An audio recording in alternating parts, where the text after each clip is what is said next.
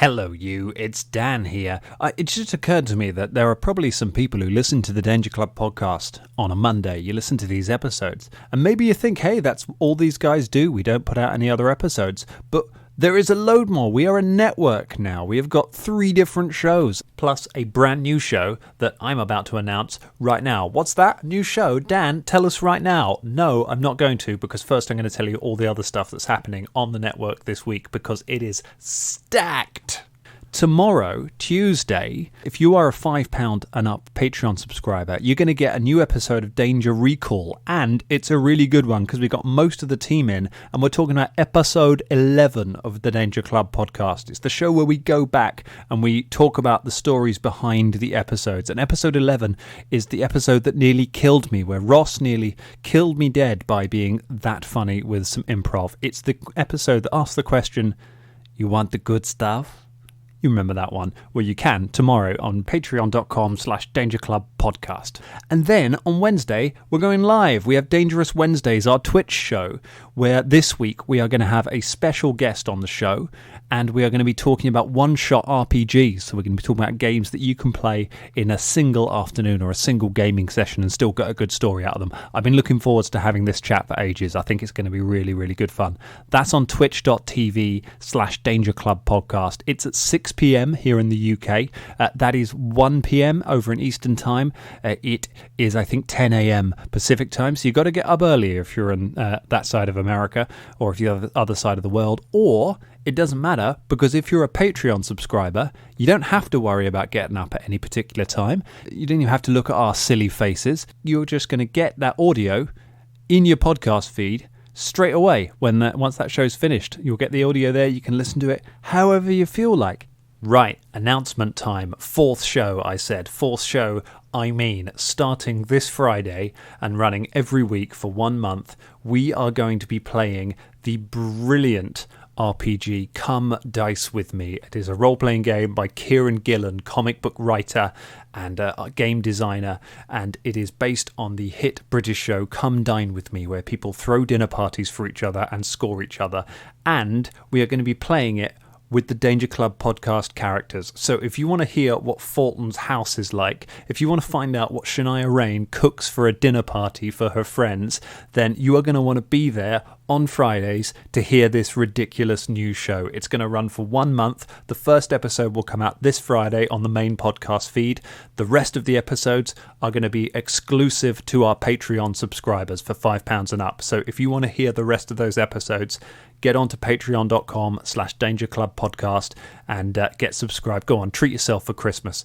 And treat yourself right now to episode 110 of the Danger Club podcast. Previously on the Danger Club podcast. Tonight, just be grateful for these little custard ones. I know they're not as good. You'll be grateful that I don't stuff pecans down your face. Everyone's very on edge today. If we go to the other place, it's in the middle of the Mwangi Expanse. We don't know where it is. Quantium's about 800 miles away from here. It's a long way. Grandma Boots will be the one to talk to. I'm sure she'll get us there for free. We would have to say to her what the purpose of the mission was. I'm sure she'd be quite curious. Meowsy Woob, I see you finally brought me what I asked for. The adventure continues now.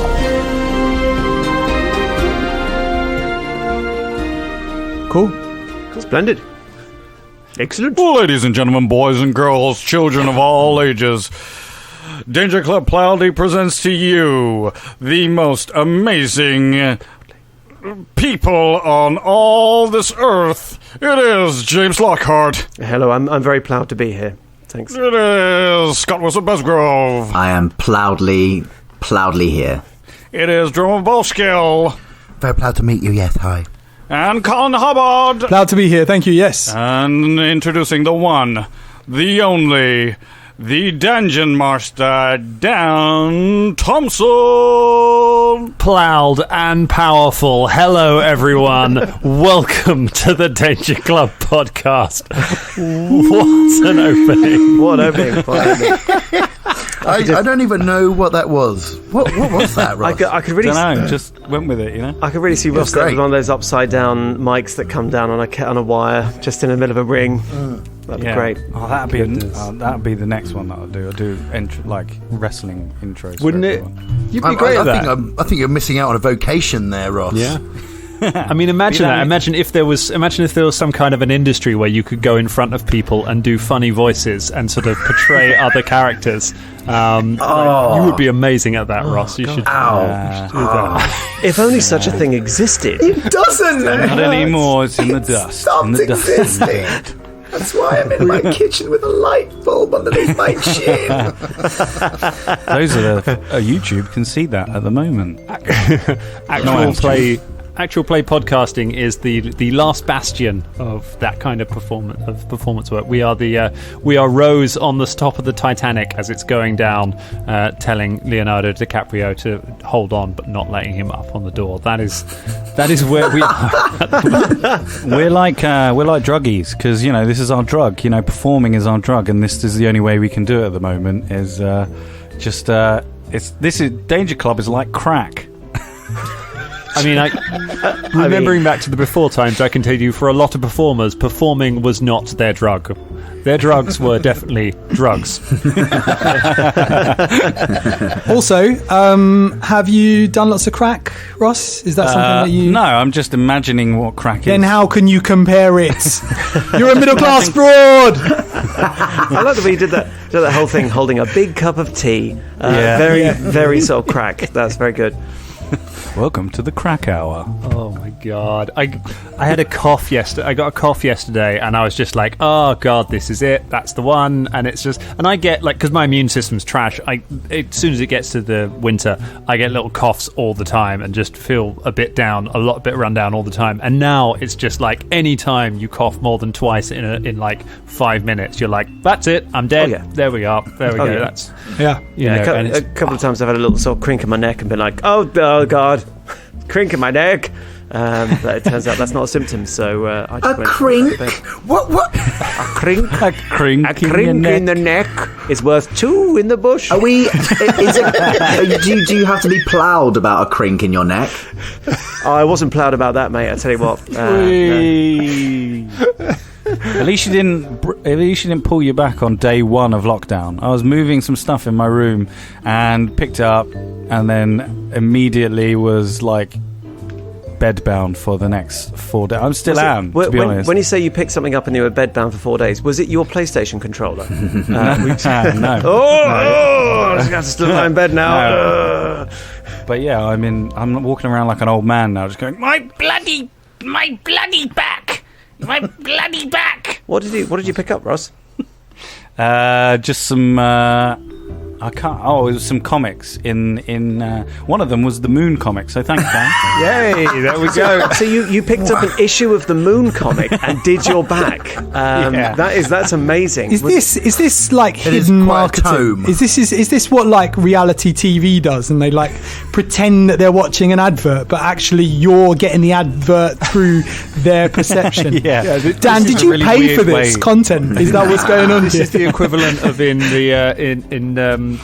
World War Z when Brad Pitt is just like leaning on the wall drinking a Pepsi with it just like right in the camera while he's solving the zombie plague. That's what's going on there. That's tasty. But yes, the Moon comic is available from beyondthebubble.com. It's an excellent Christmas. And apparently there's a very special edition which is made out of moon rock, which is Ross has one of those issues. Dangerlings, if you are in danger of like pulling your back by lifting one comic book, then stretch. Don't be like Ross. Spend some time doing yoga like once a week. Like, wow, dude. Do some Pilates, man. Yeah. Strengthen that core. I'm trying to strengthen the back now, but I can't bloody now. move. It's too late. Now I gotta let it rest, you meanie. We're trying to record a podcast, Ross. I think it's a cover story. I think he was researching the crack hour, which he definitely wanted to talk about this week, and was just trying to get a good look at his own arsehole. And you say he wanted to research the crack hour, but I don't think he's ever been to Poland. Oh, hello, everyone! I tell you what, though, I'm really looking forward to the training montage of Ross sort of, bench pressing a board game and sort of walking up and down his steps carrying a sort of copy of a magazine, and that'd be great. I don't know. I've seen Ross's board game collection. Do not. Some of those are gigantic games. Let's not start with that. Let's start with a card game. Work your way up to it. Start with Love Letter, and then gradually work your. Once you're on Twilight Imperium, then nothing can stop you. Then you're ready for anything.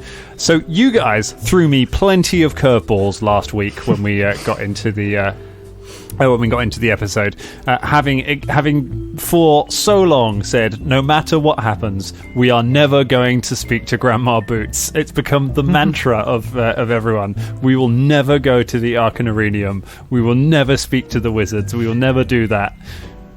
We are now starting off this week's game in the Arcanarium. That's not our choice. That's not our choice. If there was another way of getting to Nex or to Mangy Expanse, then we'd circumvent this whole mewling grandma situation, which is maybe related to Beelzebub because he's so trustworthy. It's just fell in our laps this way. I've got to say, I'm also genuinely surprised. I didn't realise it was Arcanarium. I thought it was Arcanum Ross. Yeah. What? You've been telling us the Arcanium for ages. Yeah, Beelzebub did. That wasn't a character choice. Don't you even try. That wasn't it. These are the lies he cooks up while he's lying in bed with his back out. Researching crack hour. Guys, can I tell next? It was only our patrons who corrected me on that and told us the actual pronunciation of it, because I've been pronouncing it wrong for ages. Because if you look at the word Arcanarium as a dyslexic person, your brain just says, don't even bother. It just shortens it to whatever the shortest pronounceable thing is. And let's be fair, the word Arcanarium is a silly word. The old fancy, just a silly word. Have many vowels in words. Love it, don't they? Fantasy loves it. Yeah. That's like the next stage. If you want to make a fantasy word, you take the thing that you are doing and put "ium" on the end of it, and then if you want to like make it fancy, or if someone's already taken that, just stick another "ium" on the end of it, and just keep doing that. By the time we get to in Starfinder, it's probably called the Arcanarium, but here it has only a couple of eniums. And you are there. You've chosen not to take a boat. You've chosen not to find a back street. A back street. We haven't chosen not to do those things. We're just doing this first. The verdict's out because we're going to have to find prices. And guys, we are doing it. We're spending this cash. What is the point of having the cash if you can't spend it to save the world? Come on. She's get there quicker. quicker. For free. Don't worry about it. We're not going to save the world. We're just literally like, it's so bougie. It's just so bougie. There's no emissions involved. We're not getting a plane halfway across the world. Like it's environmentally friendly. It's fine. Bam thing. In fact, it's probably more environmentally friendly to teleport. Because then we don't. You think of all those. You want to do all those sailors have a job? All them boat builders. All them river folk. Yeah, do you want to do all those sailors? Don't start with the whole why should we close nuclear power plants down? What are they going to do when they don't have... I see this. I've done this argument before. You're like those people who don't clear up their food when you're eating a food court because it's someone's job to put it or to clear it up. Honestly, Vilda. Employment. And I scatter it about so they've got more to do. Yeah. I don't. It's almost like there's a ship's captain that I'm desperately trying to get back into the Actually, you're right. There's Banff. Decision made. So let's pick things up. Danger Club in the Arcanarium. Grandma Boots. An elderly catfolk. She has greying fur, pointed ears. She's wearing wizard's robes with some jewellery on it. A kind of sort of Eastern kind of long hanging silken robes, lots of jewellery, rings on all of her fingers, on her paws. She comes down the stairs and she is eyeing all of you as she arrives. Says, Beelzebub, I see you finally brought what I asked for. You better all come into my office. Yes, let us go, Danger Clear. Just to the others, Caragor goes, now brace yourselves. We're not going to have a complete sentence between the two of them, all right? So just be prepared to mentally fill in the gaps in this entire conversation. This could be very difficult. So it might just be one long sound. Who knows? She leads you up a spiral set of stairs from the entranceway and to a door about 2 floors up, which she opens and lets you in. It is it's a fairly large office. There are lots and lots of books of arcane theory all over the walls. There's a writing desk and chair behind it, a big window looking out over the city, and a table and several chairs lined up. As she arrives, she gestures to the chairs for you all to sit and waves a hand, says, "Tea."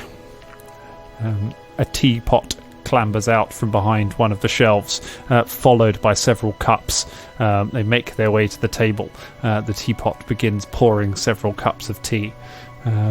But I mean, it was just back there. There's a teapot just back there full of tea all this time. I mean, we complain about Velda. Jobs, isn't it? Employment. Shut up. Well, no, that's done. Look, that's done. Some perfectly good sort of, butler or someone is out of a job because of a walking teapot that apparently lurks about behind some books just filled with tepid tea. What a world we live in. You're not one of these butler rights activists, are you? Well, they deserve jobs as well, Why are you such a socialist all of a sudden? No, not a socialist. Just don't like. Yeah, and teapots. if so, what about the teapot? The teapot needs employment. Yeah. Come on, man. Yeah. Why does the teapot need employment? We created that. The teapot is just staring daggers at Velda. Yes, I mean, I think butlers should get employment, especially because the butlers' rights activists get shortened to bras. Thank you. I'm a big fan. And you don't want to burn those, or do you? I don't know. That's up to you. Don't ask me. Whoever wears them, it's their choice. Yeah. I don't wear them, but then I have about 12 nipples. Okay, I'm all right for tea. Thank you. Well, yes. Good heavens. So wait, you have absolutely no support, even though you have 12 boobies? Once you've had as many kitten folk as I have, you don't need it. I would have thought that once you have had the kitten folks, that this would actually make for much more reasoning for the support. I know that I myself are very much in need of support, even though I do not have mine are not so. I can tell that Dan's just desperately trying to get a steer off this course of conversation. I can tell you now, Velda is looking really, really awkward whilst this conversation is going on. He's just sort of like... While we're here, do you know about moon cups? Does it walk and talk? Sadly, those days are long behind me. She holds up an old an underwear catalogue from many years ago that shows Grandma Boots wearing 6 bras. Fair enough. Ooh, they look good. We've got very lustrous fur. Yes, I was quite the catch in my day. Funny how things distract me. Anyway, I don't know why I even keep this on my desk, to be honest. It's probably not bad. So I've got this image of Grandma Boots just in between seeing clients just staring at pictures of herself in an underwear catalogue. Caragor... That's a lawsuit waiting to happen. Caragor bookmarks that catalogue just for future costume. The future? catalogue? I thought we were going to do that when you said the cat. Slides up and yeah, no. Caragor just bookmarks it for later on, just in case he needs it for costume purposes. It's good, that. It's good. Excellent. She sits down, and the teapot pours tea for anyone who wants it. And says, "Joe, you are the Danger Club, are you?" That's right. Yes. Beelzebub has told me a few things about your situation. What things has he told you? He tells me that you are... tells me that you're here in the city on some kind of mission of some importance. We all turn to look at Beelzebub. Yeah. What sort of mission? A mission involving several items of great power. I'm just mouthing "I see you" to Beelzebub. I'm just mouthing it. Yeah, eyes are widening. There is just sweat pouring from Beelzebub at the moment. Right, Beelzebub, be honest with me. Yeah. What did you tell Grandma Boots? I want to hear it from you, alright? I told her that we have very powerful things and that some people were looking for these things. Yeah. Did you say what the things were? Be honest. I may have told Grandma Boots what they look Grandma like. Boots, pardon me, did this man thing use a particular word when describing these items of great power? Grandma Boots reaches down and just takes the teapot, which is just overflowing into one of the cups as it sits transfixed on Beelzebub, wondering what he's going to say next. She just kind of takes it and puts it down on the side. Said that you had... you said that you had several shards of power. Yeah, some kind of old magic. Right. And what would you want to do with this information? The same thing that any responsible person would want to do. I would want to make sure that these things do not fall into the wrong hands. Kind of insight check, please, for that. Yeah. Perception check. Like, what denotes the right hands for her? This is what we want to know. 23. I rolled one as well, just because. Yeah. I knew you would. Yeah. I'm sorry, Scott. It is higher as well. Always is. So. Yeah, it's a 27. 27. I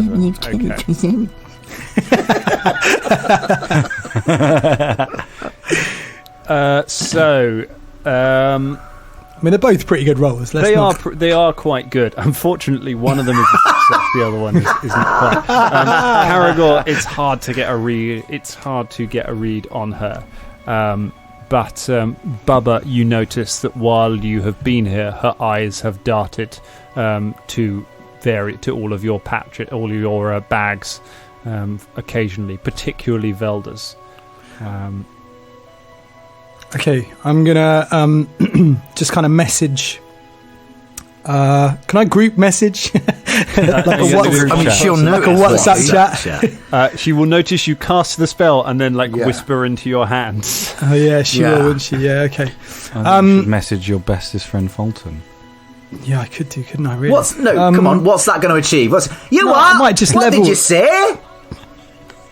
You want me to kill her in secret? Oh. Actually, he's got one of the shards, I think, hasn't he? He's Fulton in his backpack. How have you let that happen? It's the best place to be. No one's going to fucking take it from... I mean, literally, you did take two shoes from him. You fell over and I robbed you. Like... Caragor took the shoes, but not the incredibly powerful magical item from his bag. Yeah, right. I didn't know you had it on you. Now I do. I might steal it. It's hiding in plain sight. Now, listen here, Boots. Right? I've seen you looking. I can see you looking at all our bags. I can see the tea is just pouring out and out and out and out. No one else has noticed but me. Right? What's going on? And now we all know, don't we? In the room, everyone knows that you're looking at the bags. I can see you. You better talk, or you're going to get an axe to the face. That would be a mistake. Now, we can solve this. We can get through this together. Beelzebub, you weren't supposed to say anything, you naughty little boy. Now, Grandma Boots, right? We need to sort this out, don't we? Because this is a dangerous time to be in. Yes, you know these are powerful. I don't know why you're looking and trying to find them or whatever, but we need to have a serious conversation right now. Otherwise, it's going to kick off, and we don't want that to happen, do we, Grandma Boots? No. Good. Not. We understand each other. Well, speaking as a fellow magic user, it's only understandable that she has some sort of curiosity about them. I mean, they are sort of odd things. No, your Grandma Boots is my friend. She wouldn't... Shut up, shut your mouth right now, you. Still in doghouse. Big blabbermouth. Grandma Boots, if I may ask you, who else have you talked to or discussed about these items? Nobody at the moment, until I know exactly what we're dealing with. I felt it best not to. Perception. Go ahead, give me a perception. I'm percepting on her. Go on, Colin. Go on, roll, mate. Go on, there you go. All right, I wasn't going to, but I will.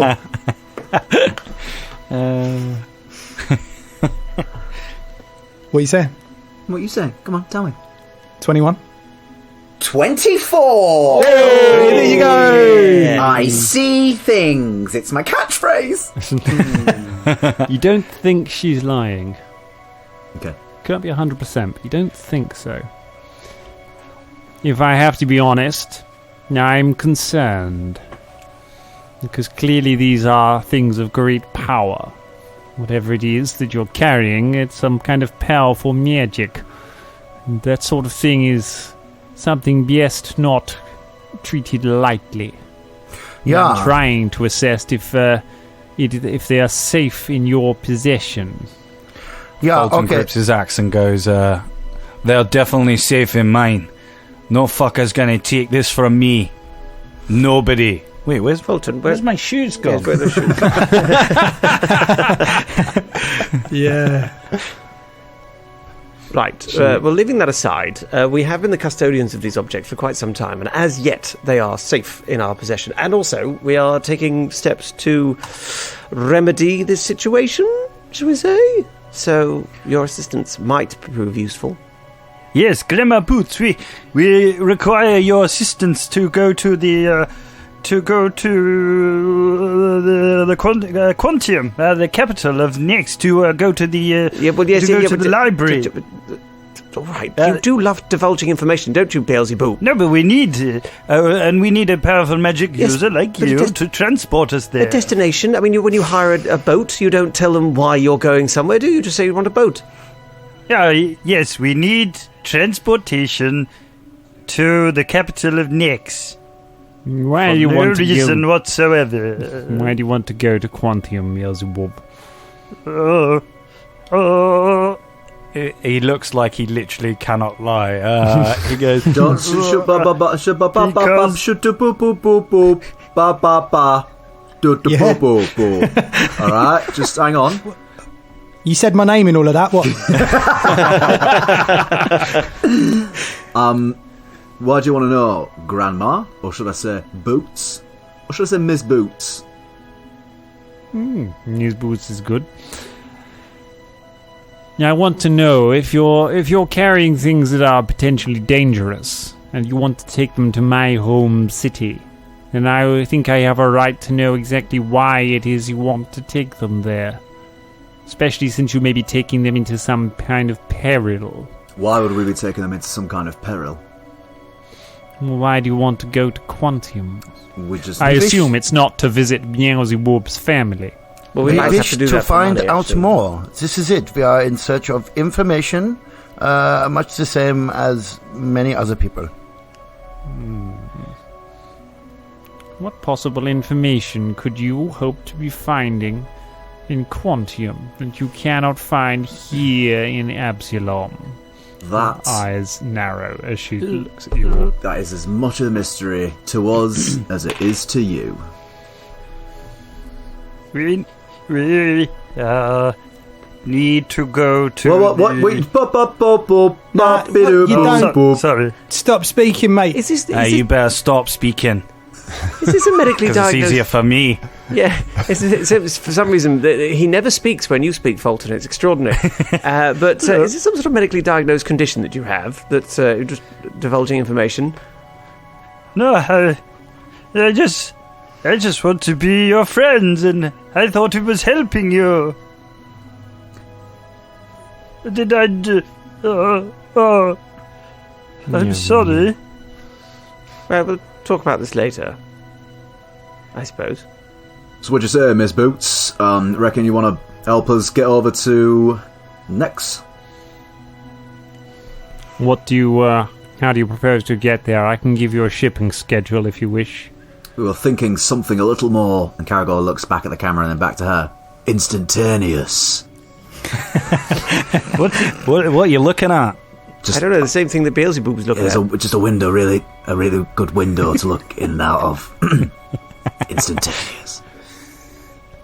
They're whispering away agents who are filming you through the window. Like, I'm telling you, they're onto us. Look right at me. She thinks for a moment and says, "You want teleportation magic? Aye. So you need to go to Quantium for no reason. But you must get there very, very quickly. Is this what you are telling me?" Well, if we can get there really quickly, that's beneficial, but it's not like we need to get there really quickly. We're just like, we'd cut out the old time, get there early, do some sunbathing, whatever. Yeah, it would be helpful. It's not the end of the world. Yeah. Or is it? That's what I'm concerned about, Mistress Dark Elf. If it is something to do with the end of the world, then I have a responsibility to try and prevent that. Do you? What do you know about the end of the world? Come on.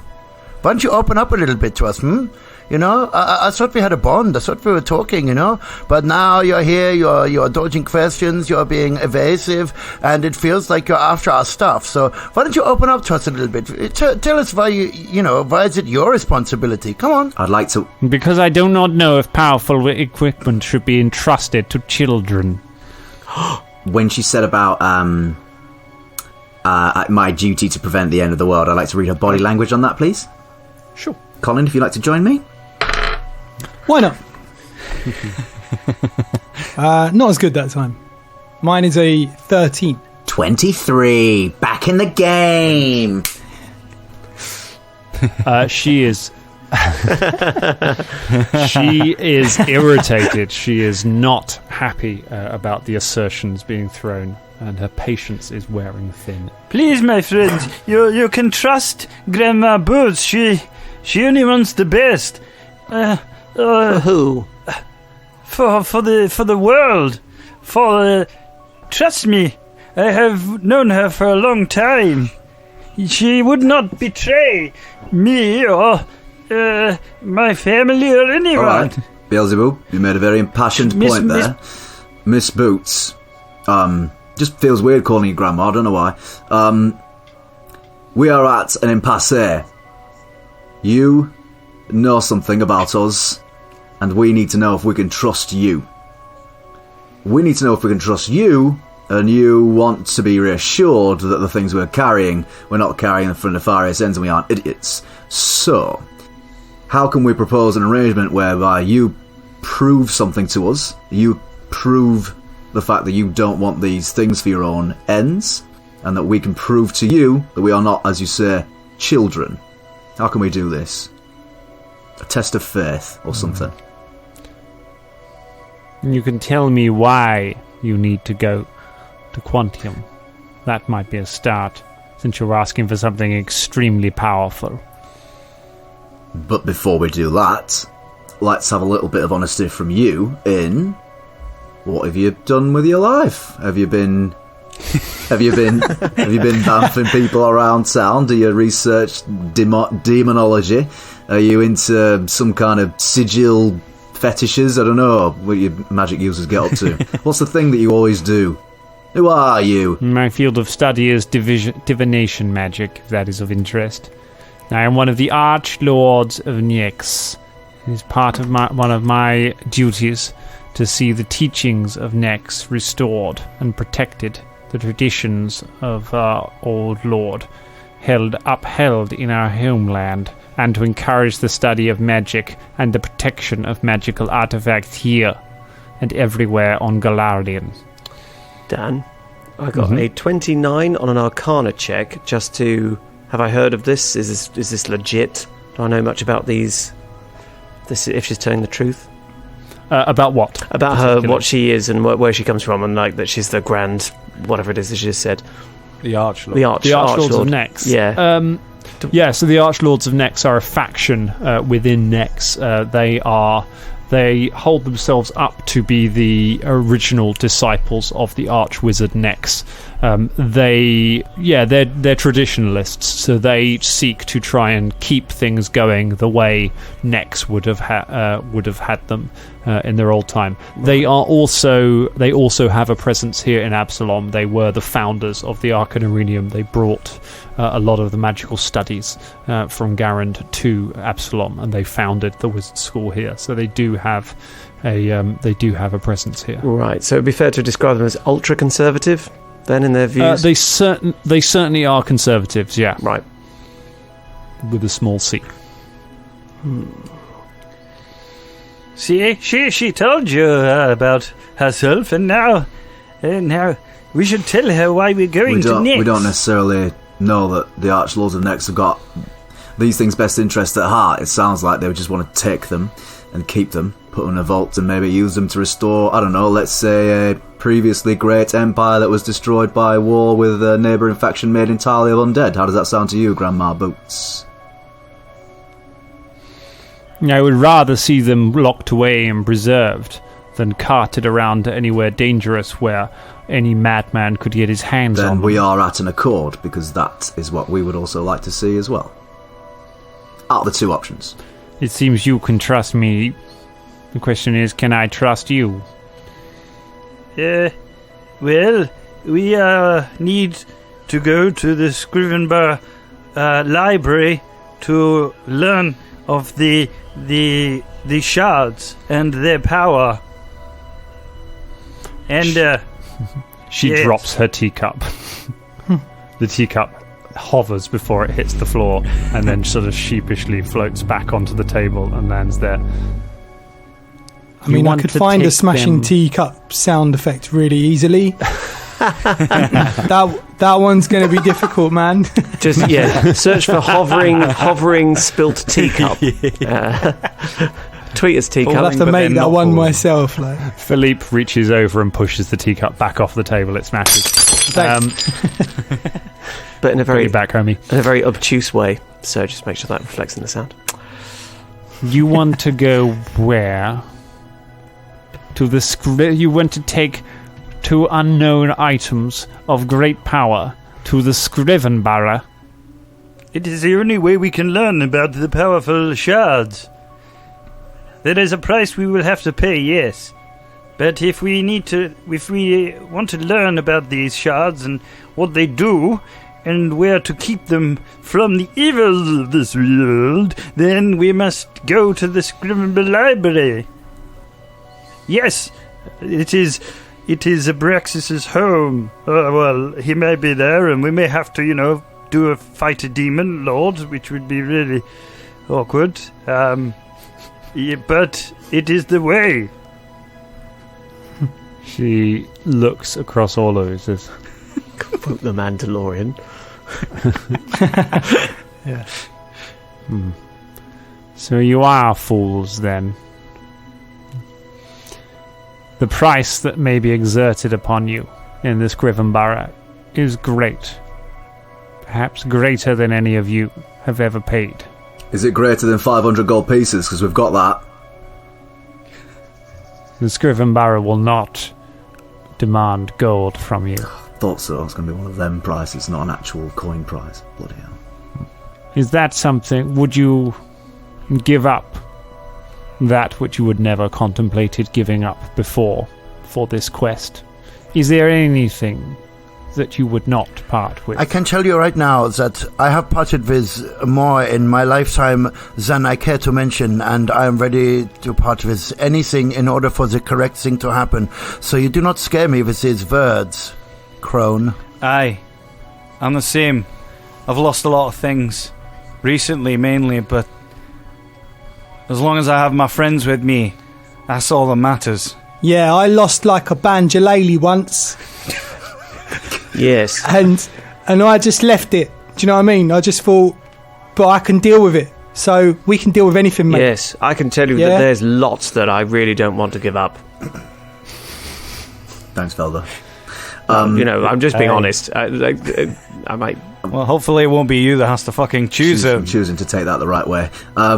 Also, when you say and wise giving up that which we cannot contemplate, how are we meant to know what we can? We can't answer that question, can we? Because we can't contemplate it. Dan. Yes. Can I make it just a quick knowledge local or something? Because obviously I'm from there. Have I heard any stories about some people that have gone in there and what's happened to it'd be society to know a little bit about it. Society or any kind of particular law check if it's relevant. 24. 24. So the Scrivenbar is something that is spoken of in whispers. No one you have ever spoken to or have heard of knows where it is. It is a secret library somewhere in the city where there is forbidden knowledge. And it is said that it's a library of secrets. It's a library where things are known that are not known elsewhere. And it is it is known that to learn secrets from it, you may have to part. It just says the only thing you've heard is you may have to part with that which you are not willing to lose. Cool. I'll relay this to the team when it's Beelzebub. Yes. So we have to Grandma lose something that we're not willing to lose. Grandma Boots considers your answers. Says, yes. She looks at Caragor and at Bubba and at Velda and says, yes, I believe you do not know whether or not you would be willing to pay the price. And then she looks to Fulton and Shania. But I believe you do. Perhaps you are fools. But when a quest is foolish, perhaps it is only fools that we can rely on. Very well. I will help you. I cannot provide promised safety, but I can help with passage if that is what you require. Yay! This is much appreciated, yeah. Yes. Beelzebub did a good thing! We are talking. You're on thin ice right now, son. Inches within the doghouse, mate. Look. Also, Grandma Boots, you talk about fools, but didn't you train this one? No. He was my charge when he was brought here to Absalom. I owe a debt to his parents, and I looked after him when he was brought here. Helped him on his way, tried to help him to become the man that his father wanted him to become. I see. Have you told them about what happened in the precipice quarter, Beelzebub? Yes, I told them I was a hero, and I saved the city. We have no other form of information to check that source from, so that's... Yeah, we couldn't find any facts around it. Yeah, do be rest assured there was a healthy dose of salt with all that we were told. She smiles. Yeah. Yes, I will tell you the same thing that his mother told me when he first came here to Absalom. He's your problem now. Incidentally, the same thing that my mother said to my wife the day that we got married. Like, imitating art. Yeah. Never truer thing said. I am not, however, an expert in... I am not a ritualist. You will need an expert to help you with this. And I would imagine it is probably safest for everybody if your journey is not widely known. If you've already been to the Pathfinders and you've already asked me, then there is a good chance that there are others who already know about it. I heard about that thing that happened out in the Tyrant's Grasp with the burning letters. And I told Beelzebub to warn you about the Whispering Way. I'm sure he did. But there's a good chance there are many in the city by now that know about your mission. Pathfinders leak like a sieve despite their best intentions. I know somebody who might be able to help you. He is one of our ritualists here. A goblin. He's discreet enough. What is his name? His name is Wormer Brainsprout. He is he was part of one of the goblins who came to us after the fall of the old goblin tribes in the north. Powerful wizard, if a little erratic, one of their old shamans. He should be able to cast the requisite primary spells so long as you have experts who can provide their own expertise in terms of constructing the circle correctly and plotting a course so that you land. As far as I understand, teleportation magic to coastal cities is dangerous. Right, because you might end up in the sea, right. Also, Grandma Boots, I just want to correct you on one thing. Them burning letters out near the Tyrant's Grasp, that wasn't for us. That was for a bloke named Bulk Regnad. Yeah, apparently he's quite famous and he's hard to get hold of, so I think people just... It depends how you look at it. A lot of people are looking at it wrong, so it depends where you stand on the tower looking down at it. I think it's just the other way around, that's all. Can I Can I try and just convince major her coincidence that's that? You know what I mean? Go on, make a deception check. true? 17. A 17. She just arches an eyebrow and says, well, poor bulk is all I can say. Poor bulk indeed. So you're going to get this goblin to help us, but we've got to pay him. Yes, he will not transport you for free, I'm sure. So I can cover some of the. I have some materials that I can put forward for it, but you may need to make up some of the rest of it yourself. That's very kind of you. Thank you. Hey, thank you. Well, go down to sub basement 2. Look for office 41B. You will find him there. That's where he constructs his rituals. Take this note. She hands a blank piece of paper to Beelzebub. Show him this.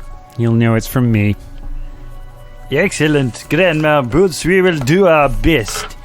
And our best is our best. Because don't mess with the best. 'Cause best don't mess. We wa la la la la. Yeah?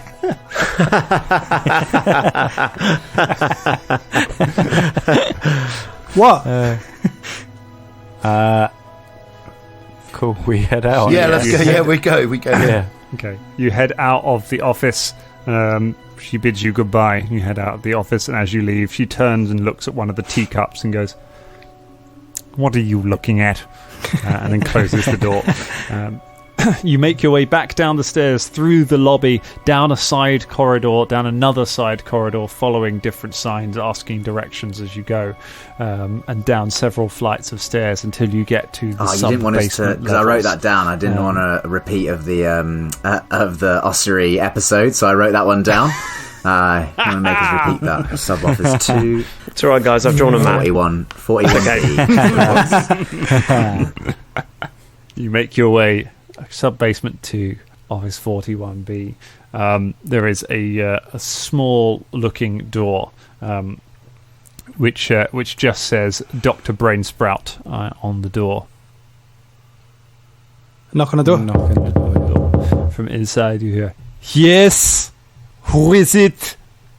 Bulk. Never mind.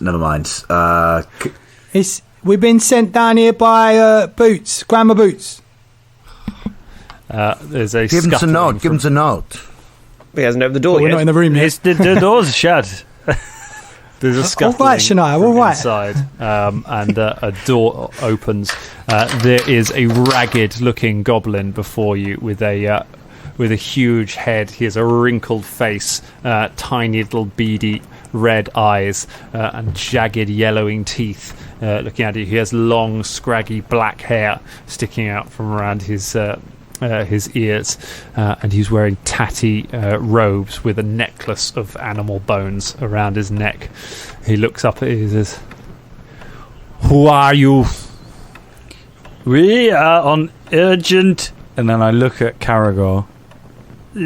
business. You looked at me, but you didn't wait for my confirmation. You just looked at me and then continued the thing that you were saying anyway. Like, Do you know what? Caragor, I think he just gave you the eyeball.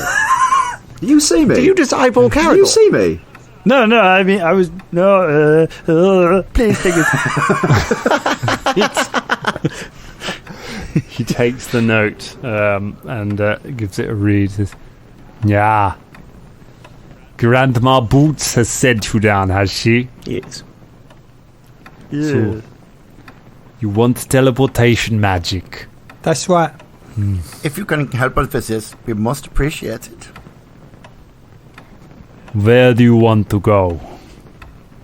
To Quantium. I mean, a specific place in Quantium, not just like scattered around. Well, yes, I mean, yes. Somewhere nice. Sort of in front of a nice inn or something like that. Yeah. Not too expensive.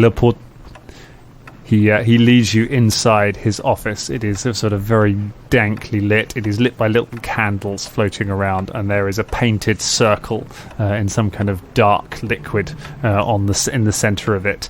The candles are all kind of burning down, and on different shelves there are just skulls and burning little pots of incense and things. I don't want to. But Caragor is going to not be able to help himself and make some kind of survival check or nature check to ascertain the nature of that dark liquid. I don't want to find out what that is. Caragor's just naturally curious about that kind of thing.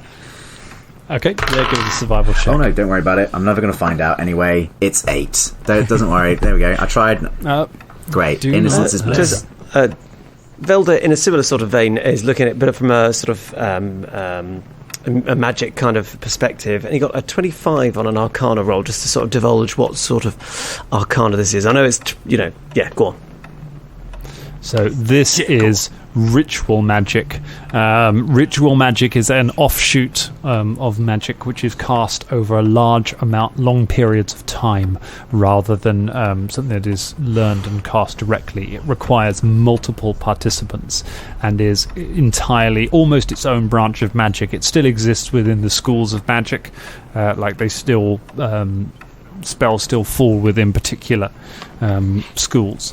However, it is incredibly esoteric, and the people who study it tend to be quite eccentric because they have to put their whole lives into it. Or powerful magic users might learn a couple of rituals. But people who really delve into rituals, they are the people who, because a ritual you have to spend days alone by yourself, preparing and chanting by yourself or with other people. It tends to make you a little peculiar. Actually, my friends, we need to go see my parents because I'm showing you my family because you're my bestest friend. Yeah, we know this is why, okay? You don't need to tell us again. So, if you could drop us... And then I, I put on Google Maps where my house is in... Sorry, I'm turning into you now. I should actually finish a sentence. It's a teleportation circle, right? You just got another circle in next that it goes to. Depends where you wish the other circle to be. There are just outside my house. Don't hand out the address of your parents' house. What are you doing? Yes, wouldn't it be? Yeah. Wouldn't it be better to put it somewhere a little more remote? I mean, we don't want anyone there when we exactly. in. I mean, surely that's going to be disastrous. No, just out in the street or something near my house. But somebody could be in the street, or some little old lady or something wandering into the. I don't want to land on an old person. All right. In the middle of a battle or something. All possibilities. Teleportation magic is a window into the dark side of all of us. It involves passing through a place of great pain and suffering and a void beyond that which we can comprehend. To travel through this is to travel through the void and to face the darkness within our own selves. Brimbone. Yes. Brimbone would like to know your location. So it's effectively what you're saying. It's like using the toilet after Fulton. Hey. Nobody wants that. No. I can make the preparations you need for this. I can make this happen. How long will it take? Casting the spell will take a full day of work on my part, but I will need assistance. I will need one skilled in crafting who will help to prepare the room and construct the circle to very specific parameters.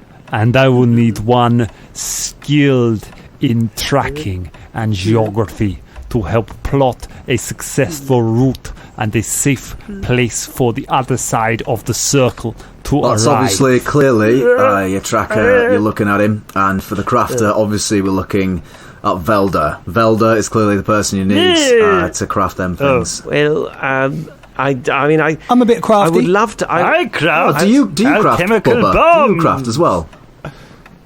Yeah. Oh, that's good. I've got a bit of crafting in me. Yes, I'm going to be honest. I'm what you might call a sort of straight up magic user. Sounds weird when you say straight up. What? Straight up, you know. Straight. I have a small card-making business. Beelzebub, what are you moaning about, mate? I'm just saying I am a crafter of alchemical bombs and mutagens. Yes, you keep throwing them at us. Yeah, you... Yeah.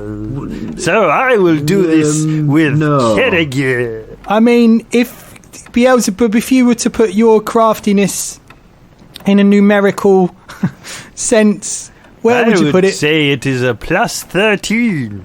God, Bubba, don't leave me like this. Don't leave me working out. We're going to be transcending the boundaries between planes, and we're going to do it with this one who dribbled on himself earlier. Yes. And I know, but he's a bit more sure of himself than I am. He's probably got that confused. It's probably plus 13 out of 1,000. He's also, used to creating things that destroy other things. He's used to working with unstable mutagens and things. Surely it's a completely different process. Come on, Bubba. Don't do this to me, Bubba. I mean, if numerically I'd have to put my craftiness in there, it's nearly half of what he can do. Come on, mate. You're basing it on the fact that he made Beelzebub and Kerrigan. If we are being to the honesty, he was right about the grandma, so maybe he has got some use. Was he right about grandma? We haven't tried the Archarenium. I mean, all the teleportation circle, whatever. I don't know. I mean, I thought he was leaving 2 episodes ago. I don't know what's going on. I mean, frankly, the most successful element of crafting I've seen from him is this flesh bride. And Velda indicates Jam in his little flesh dress. Who, I would like to point out... show you the world. He's still alive. He's okay. He's surviving very well. Yes. So, there's some crafting for I mean, there's been about 40 different versions of him. I'm just worried I'm going to end up looking like him. Yes, don't worry. Our plan is safe with me and Kerrigan. Caragor, what can I say, mate? I'd assist if I could, but... It's all right, though. We can get to know each other, Kerrigan. I mean, look on the bright side. This isn't going to cost every single gold piece we own, Exactly. I will need only 250 gold pieces. Oh, it really won't cost every gold piece we own. In order to put this... Grandma Boots is going to cover the rest. But be warned, your skills will be put to the test in plotting this route and making these arcane sigils. And if there is even the slightest mistake in the process, you could be plunged into the sea or lost forever in the darkness. I love the way that this guy talks. Gunther, was that your name?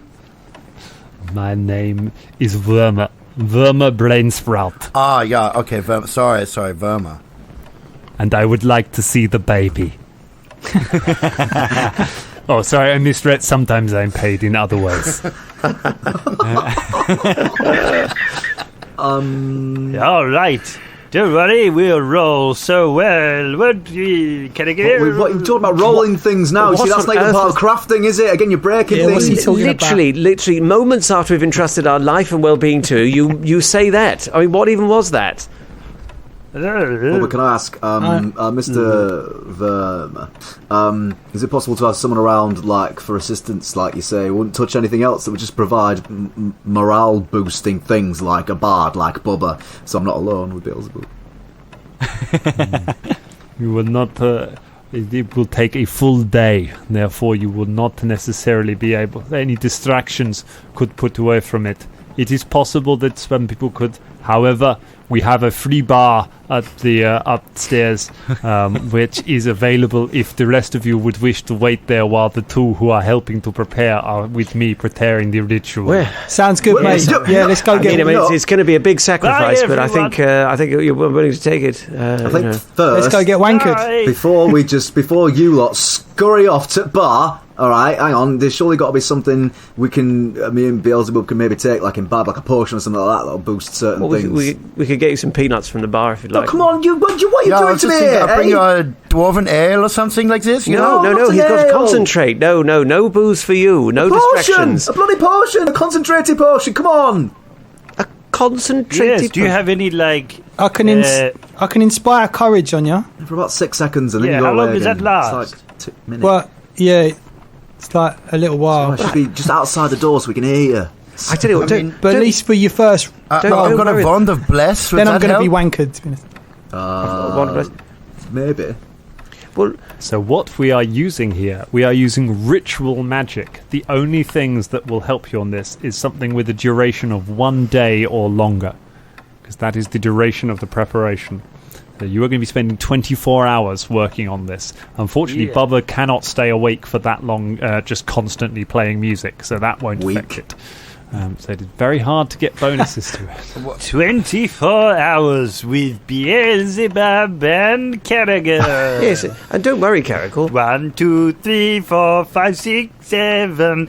Carragher and Beelzebub, the bestest friends. 8, 9, 10, 11. We're not even there yet. We're going to do so much friendly things. Right. 10, 11, 12. Right, well, Carragher just throughout this is taking a kukri out of his boot and he's just like, oh, putting it to his eye like, Carragher, don't worry. We'll have one for you. Good luck. And Belden needs to go and find the free bar. You listen to the sound of songs. You kind of look back and see Carragher's worried face, and you see Wormer just kind of smile at you as he closes the door with Beelzebub and Carragher inside. And that is where we leave it for tonight. Yeah. Wow. Very good. Was that a Dangerling name? No. It is not. Is that You were basing it on Werner Herzog, Werner right? Herzog, yeah. It was an amazing impression. I was very impressed. Yeah. Yes, you must play with the best guy.